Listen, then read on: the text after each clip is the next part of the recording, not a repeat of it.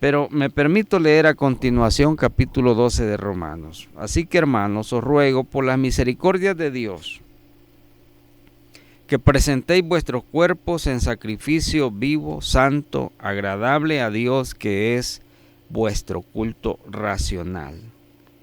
No os conforméis a este siglo, sino transformaos por medio de la renovación de vuestro entendimiento, para que comprobáis cuál sea la buena voluntad de Dios, agradable y perfecta.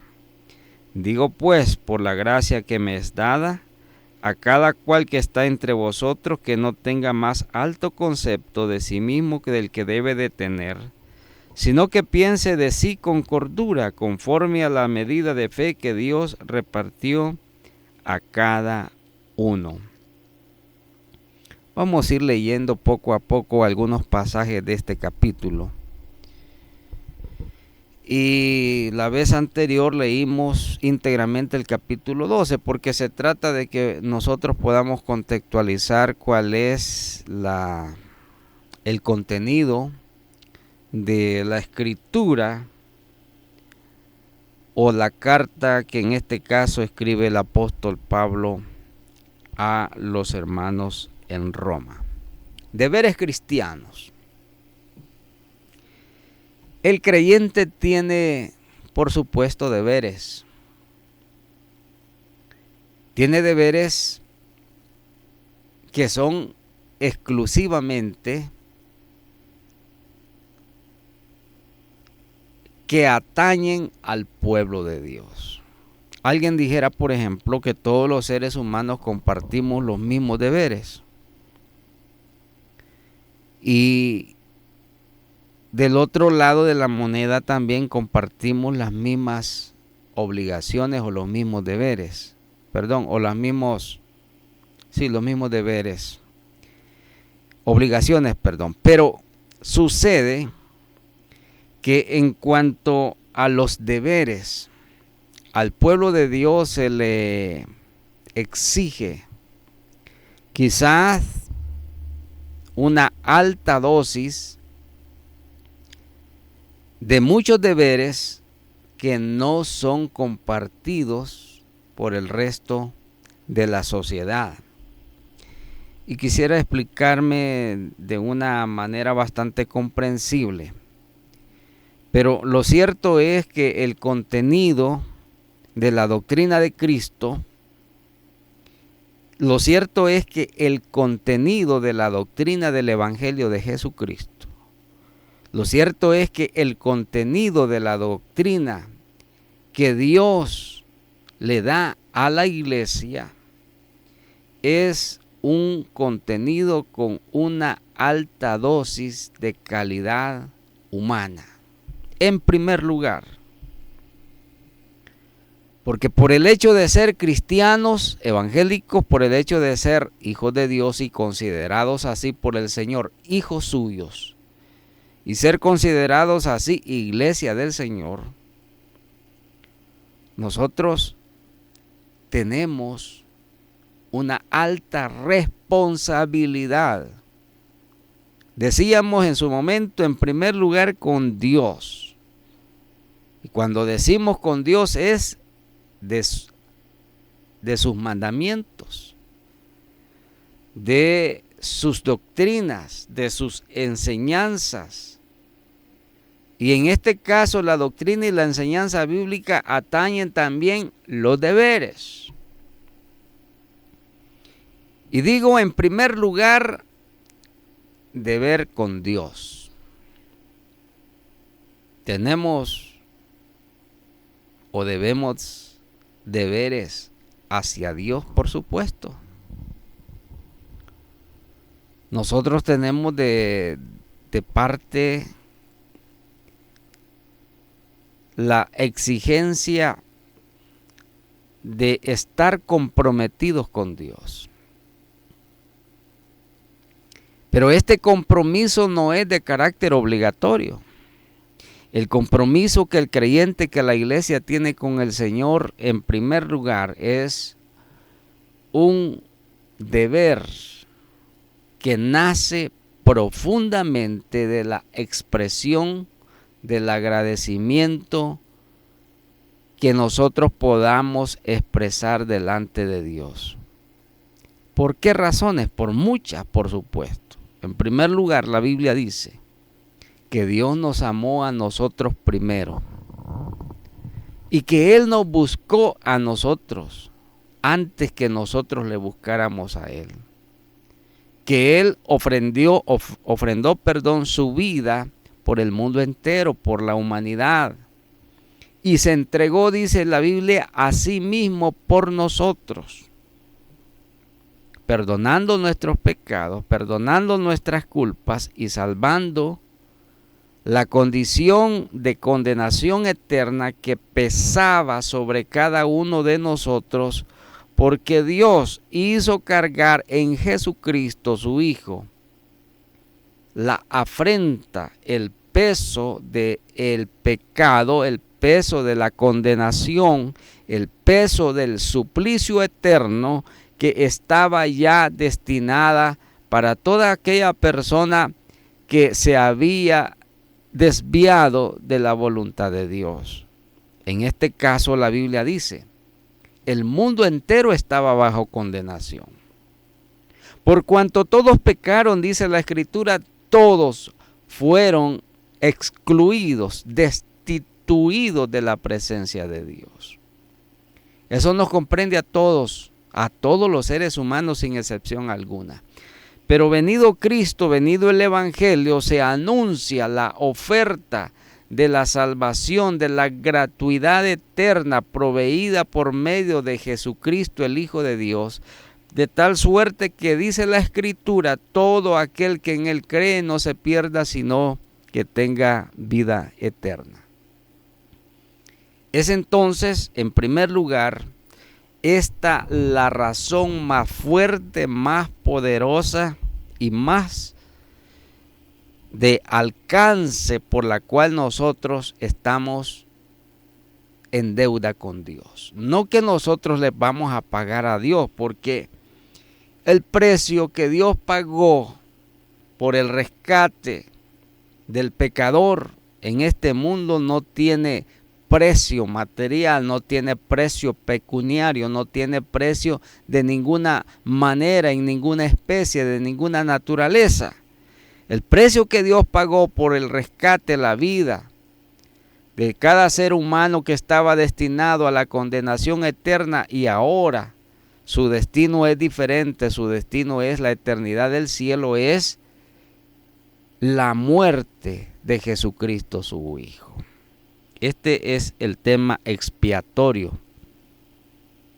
y de salvación que nosotros anunciamos y predicamos aquí en cualquiera parte donde exista un pueblo de Dios que está predicando el Evangelio de Cristo. De manera que tenemos, en primer lugar, decía, una deuda con Dios. Tenemos deberes con Dios. Y dice el escritor, os ruego que presentéis vuestros cuerpos. Este es el primer deber, pero con Dios en primer lugar. Porque la Biblia dice, amarás a Dios con toda tu alma, con todo tu corazón, con todas tus fuerzas. Es a Él a quien va dirigido especial y expresamente nuestro deber, nuestro agradecimiento. Dice que presentéis vuestros cuerpos en sacrificio vivo, santo, agradable a Dios. No hay, por supuesto, una manera tan sencilla, tan simple de comprender esta definición, sino es cuando usted ha entregado su vida a Cristo. No podemos decir que nosotros le hemos entregado el corazón a Dios solamente. No podemos decir que nosotros le hemos entregado nuestra alma al Señor solamente, o a Dios. Hemos entregado nuestra vida, nuestro ser completo a Él. Así es que nuestro deber es hacia Él, presentando nuestra vida, nuestro ser, nuestro cuerpo, en sacrificio vivo, santo y agradable a Dios. Hay 3 conceptos, 3 definiciones bien importantes. Sacrificio vivo. Y la mejor manera de entender el sacrificio vivo es que usted esté consciente qué es lo que está haciendo. Consciente del evangelio en su vida, consciente del mandamiento de Dios en su vida, consciente de cuál es su proceder con Dios, conscientemente sabiendo de que usted, como dice el apóstol, ya no vivo para mí mismo, ahora usted vive para Dios. O trata de vivir para Dios. Ya no vive para el mundo, ya no vive para el placer, ya no vive para la parranda, ya no vive para la fiesta, ya no vive para el carnaval, ya no vive para ninguna clase de placer en esta tierra. Ahora usted vive para Dios. Trata de agradar a Dios, trata de cumplir sus mandamientos, trata de hacer su voluntad, trata de querer semejar su vida en el mejor parecido a la voluntad de Dios. Eso significa sacrificio vivo. La conciencia de que ahora usted vive para Dios, que su prioridad es Dios, que su interés es Dios, que su esfuerzo, su trabajo, su sacrificio, su pensamiento va dirigido primero y especialmente a Dios. Por eso es que el norte, la ruta que define la vida de una persona cristiana es Dios. Su confianza es Dios. Su referente es Dios. Su sanador es Dios. Su proveedor es Dios. Su esperanza está en Dios. Todo gira alrededor de la deidad. Y por supuesto, las personas sin Dios tienen otros intereses. Quizás sean las cosas materiales, quizás sea el dinero, quizás sea la fama, quizás sea el poder. Y esto desvía totalmente y desvincula totalmente la naturaleza con que Dios creó al ser humano. Ahora sacrificio vivo, pero también santo. Y no estamos hablando de una santidad absoluta. El ser humano, mientras estemos, lo he dicho en más de alguna otra ocasión, mientras estamos sujetos a esta tierra, mientras estemos sujetos a este planeta, la imperfección es el común denominador de todo ser humano. De hecho, nuestra imperfección es evidente, es palpable. Hay personas que quieren obviar esta realidad, no solamente material, esta es una realidad espiritual. La realidad espiritual del ser humano es que su naturaleza es degradante. Cada día que pasa, cada año que pasa es un tiempo, es una hora, es un mes, es un año más de desgaste. Porque traemos consigo, con nosotros mismos, arrastrando la estela del pecado original. Y hay quienes creen de que tenemos que deslindar estas dos realidades, la realidad espiritual con la realidad material. No se puede. Somos materia, por supuesto que somos materia. Somos biología, somos química. Pero también somos espíritu, somos alma, somos conciencia, somos pensamiento, somos idea. Esta es la naturaleza trinitaria del ser humano. De manera que no podemos olvidar que estando sujetos a esta tierra, hermanos y amigos, usted debe de saber esto, no puede esperar perfección en ningún cristiano.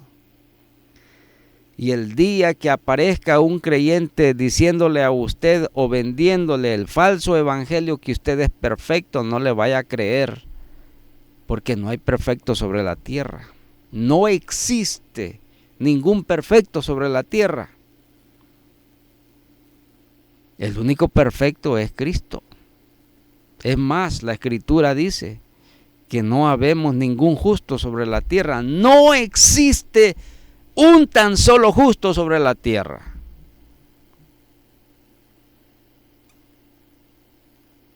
Los justos no existen. Existe la justificación por la cual Dios nos ha declarado por medio de la fe en el sacrificio redentor de su Hijo Jesucristo en justo delante de Dios. Pero esta es una declaración espiritual y solemnemente celestial que posiblemente no llegue usted a comprender totalmente esta realidad espiritual, porque trasciende el pensamiento humano. Fíjese usted, la doctrina de la justificación. Dice la Escritura que hemos sido justificados por Él, por Cristo. Nuestra injusticia por medio del sacrificio de Cristo ahora se convierte en justicia. No que somos perfectos ya. No, como dijo el apóstol Pablo, que lo hemos alcanzado ya. No que ya somos perfectos. No que ya la tenemos toda ganada. No. Sino que es una lucha permanente, un constante en la vida del creyente para buscar la perfección de Dios en esta tierra en primer lugar. Por eso Pablo decía, yo prosigo la meta, el premio del supremo llamamiento, prosigo a la meta. Y Jesús dijo, el que persevere hasta el fin, este va a ser salvo. Y perseverar significa que usted va a buscar siempre la voluntad de Dios. Siempre va a querer agradar a Dios, pero eso no significa que en esta vida usted está sujeto a todas las tragedias humanas que comúnmente afectan a todo mundo. Porque dígame usted como cristiano se enferma, por supuesto que se enferma, y sabe usted que la enfermedad es uno de los resultantes del pecado muchas veces. No siempre la enfermedad es resultado de un pecado. No quiero entrar en detalle, pero hay enfermedades como consecuencia directa del pecado. Pero decía, por ejemplo, el envejecimiento, la degradación humana, biológica en la persona, en la vida de todo ser humano, es la consecuencia natural de la estela del pecado con que el hombre fue sentenciado cuando Adán y Eva pecaron. De manera de que no somos perfectos. Pero la palabra de Dios dice esto: presentéis vuestros cuerpos en sacrificio vivo, santo. Pero esta santidad debe, por supuesto, ser constante, progresiva. ¿Qué dice la Escritura? Que nuestro cuerpo, este cuerpo mortal, degradante, enfermo, este cuerpo que hoy amanece bien, mañana amanece con dolencias, que de repente se enferma, que de repente tiene padecimientos, este cuerpo un día va a ser redimido de esta su imperfección. Y esto sucede o va a suceder el día de la redención, cuando Cristo aparezca en las nubes y venga por la iglesia. La Escritura dice, nuestros cuerpos mortales se van a revestir de inmortalidad. Vea usted, porque somos mortales, el creyente, la iglesia está compuesta de seres mortales, igual que usted, amigo, que sufre, que lucha, que se decepciona, que se frustra, que de repente tiene fracasos, ¿cómo no? La diferencia entre el creyente y el no creyente es que el creyente está anclado en la esperanza de la ayuda divina, y este es el Espíritu Santo y Dios nuestro ayudador. Dios que comprende nuestra situación, Dios que comprende su falta, Dios que comprende sus fallas. Dios, como ningún otro, comprende sus frustraciones. Muy posiblemente habrá gente en esta tierra que no le va a comprender a usted. Y esto suele suceder muy a menudo en la vida de muchos en la iglesia. Quizás me dirija a alguien de usted en esta oportunidad, a hermano en la fe. Pero posiblemente si usted se ha sentido desdichado de alguien, despreciado, si se ha sentido traicionado, si siente que de momento hay personas que no le comprenden o no le aman, no le quieren, que le critican, que le acechan, que le avergüenzan, que le amenazan, que lo han convertido a usted en el perfecto sospechoso de todas las tragedias alrededor suyo. Esto sucede y es la realidad de muchos dentro de la iglesia cristiana. Que no alcanzamos, no atisbamos a ver la obra de Dios con que mira Dios en realidad a la persona.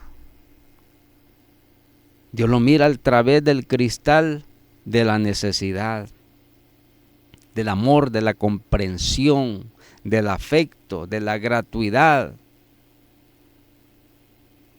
y del profundo afecto que Dios tiene por su creación. Estas son cualidades que el común de las personas, aún muchos siendo creyentes, no comprenden. Somos muy prestos a ver los defectos de las personas, somos muy prestos a ver las debilidades de los demás. Y muchos quizás están al acecho suyo y lo miran solamente a través de los ojos de la crítica. Y quizás hablan de usted. Y quizás difaman de usted. Y quizás ultrajan. Y quizás le calumnian. Y quizás le incomprenden o no le comprenden. Pero quiero decirle en esta oportunidad, si usted está padeciendo o pasando situaciones como esta, aprenda a descansar en Dios. Aprenda a descansar en la misericordia de Dios. Aprenda a descansar en los brazos de Dios. Aprenda a descansar en la presencia de Dios.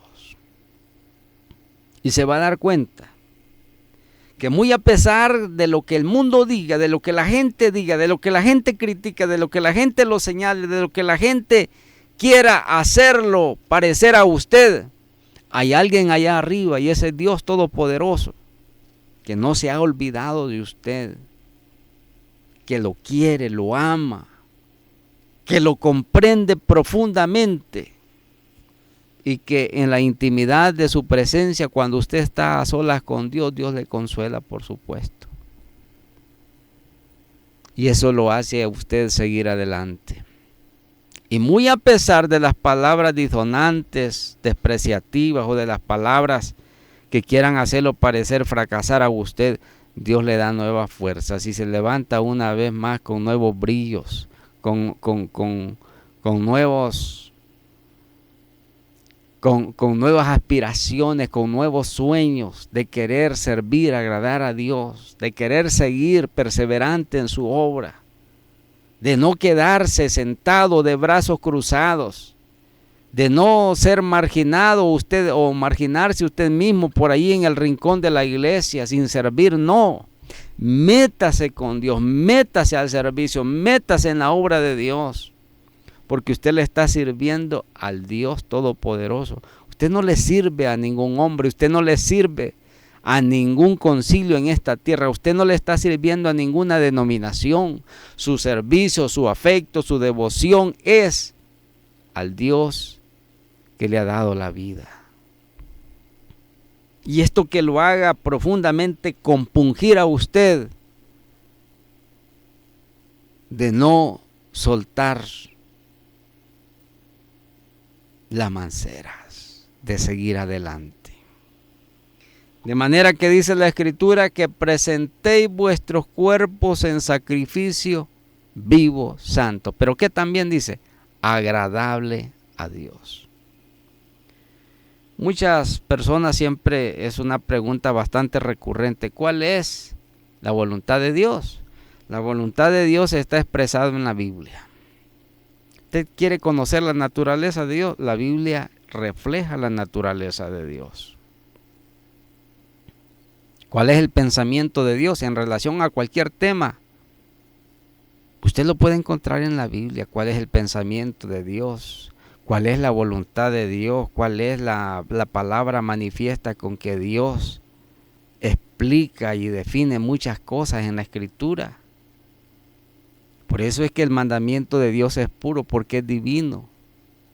El mandamiento de Dios no ultraja, el mandamiento de Dios no desprecia, el mandamiento de Dios no desquicia a nadie. El mandamiento de Dios sobrecogedoramente es un mandamiento de paz en primer lugar. Es un mandamiento, es una doctrina de paz, de sosiego, de tranquilidad. Que aun cuando usted vea que el mundo se está desmoronando, se está viniendo abajo, se está cayendo en 1000 pedazos, usted se mantiene incólume, usted se siente y se mantiene firme porque está anclada su fe en Dios. Dice el pasaje, no os conforméis a este siglo, sino transformaos por medio de la renovación de vuestro entendimiento, para que comprendáis cuál sea la voluntad, la buena voluntad de Dios, agradable y perfecta. Esto es importante que usted como creyente lo practique. Porque muchas veces, aún conociendo cuál es el mandamiento de Dios, no buscamos. Fíjese cómo es. Muchas veces, conociendo el Evangelio, no buscamos hacer lo que el mandamiento del Evangelio nos manda a hacer. Renovaos, dice el apóstol. Transformaos por medio de la renovación de vuestro entendimiento, para que comprobáis cuál sea la buena voluntad de Dios, agradable y perfecta. Pero ¿qué sucede? La premisa es: no os conforméis. Mire, no os conforméis a este siglo. El siglo en la Biblia siempre tiene la acepción, porque lo puede usted encontrar de formas diferentes expresadas en la Biblia, como por ejemplo la palabra siglo tiene la acepción también de interpretarse o ser traducido como mundo, de manera que podemos decir: no os conforméis a este mundo, sino renovaos y transformaos. Porque el mundo, si bien es un constante reciclaje, el mundo regenera su mismo mundo, está en constante y en permanente desarrollo. Y el mundo quiere alcanzar las estrellas, para utilizar una metáfora o una hipérbole, una exageración. El mundo quiere alcanzar las estrellas, el mundo quiere conquistar Marte. El mundo quiere conquistar y colonizar la Luna. El mundo quiere llegar al planeta Venus. El mundo, la ciencia, el ser humano quiere conocer las estrellas, las constelaciones, quiere conocer las profundidades del mar, quiere desentrañar las entrañas de la tierra. El mundo quiere poder, quiere riqueza, quiere fama. El mundo quiere adquirir todo si es posible. Pero muchas veces ha dejado o ha olvidado que lo primero que tiene que hacer es renovar y transformar su mente. Porque en el medio de toda esta ofuscación de materialismo que el mundo corre acelerada y desenfrenadamente, en medio de esta carrera sin freno en que todo mundo quiere conquistar a todas las personas, quiere conquistar territorios, quiere conquistar la cima del poder, de la fama, de la vanagloria humana, quiere conquistar y hacerse de todo el poder y la riqueza de bienes materiales y de dinero y de criptomonedas y de tecnologías y de inteligencia artificial y de tantas cosas que tienen ocupado al ser humano de la manera que lo estamos manifiestamente viendo hoy en día. Pero paralelamente es un hombre, es una mujer, es un ser humano desdichado, que no tiene paz en el corazón, que vive engañado muchas veces, reo de sus propias debilidades y sus propias tragedias humanas. Reo y esclavo del dinero, reo y esclavo del trabajo, reo y esclavo de la comodidad, reo y esclavo del confort económico o social. No puede dormir bien, no puede descansar bien, no puede comer bien, no porque no tenga las condiciones materiales para disfrutar las cosas que este mundo tiene, sino porque subyace en el corazón de esa persona una intranquilidad, una paz que no logra tener. Y es así, por ejemplo, como nosotros podemos ver de gente muy poderosa económicamente, que lo tiene todo, pero viven una vida de frustración tan grande que terminan suicidándose, terminan quitándose la vida,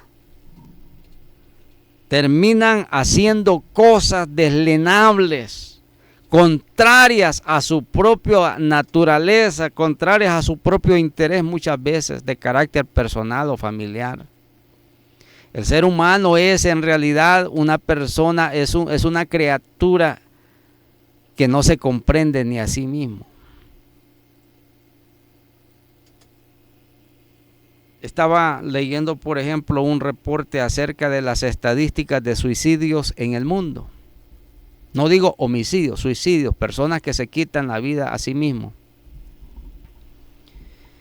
Y una de las curiosidades más grandes que encontré es que aquellos países o aquellas sociedades donde hay más alta incidencia de suicidios en el mundo son los países más adelantados, más desarrollados, y donde el poder adquisitivo de las personas es abismalmente grande en relación a otras latitudes del planeta. Y uno se pregunta por qué, si la persona tiene todo, tiene el dinero, tiene las comodidades, tiene una buena educación, tiene una buena profesión, tiene buen salario, tiene todos los bienes materiales que cualquiera persona pueda soñar, pero son sociedades donde la gente se quita la vida, porque al final se da cuenta de que, muy a pesar de que el mundo le provea todo lo que usted quiera tener, si Dios no está en el corazón del ser humano, es una persona desdichada. La Escritura dice, y escuche con atención, quizás amigo, usted necesita esta palabra: ¿de qué le vale, dijo Jesús, al hombre si ganare todo el mundo y perdiere su alma? ¿De qué le vale que usted obtenga 3, 5, 8 títulos universitarios, si tenga una buena profesión, si tenga una bonita familia, si tenga muchos bienes materiales, si tenga cuantas cuentas bancarias que usted haya deseado tener, si usted tenga toda la ropa que usted siempre ha deseado, si usted tiene una mansión, una casa muy bonita, qué bien, yo debo de felicitarlo. Si la sociedad lo reconoce como una persona ilustre, académica y una persona muy aceptable para la sociedad y el mundo entero, pero si usted ha ganado todo esto y pierde su alma, lo ha perdido todo. Porque si usted pierde su alma, la va a perder para la eternidad, de condenación y suplicio eterno en el infierno, o de salvación y de eternidad de paz en la presencia de Dios. Esto es algo que a usted le toca escogitar. Escoge la vida eterna en Dios a través de Cristo, o escoge la condenación y el suplicio eterno sin Dios. Gracias por su atención. Me despido muy atentamente y le invito a poderme acompañar en una próxima emisión el día viernes. Pásela muy buena. Dios bendiga su vida.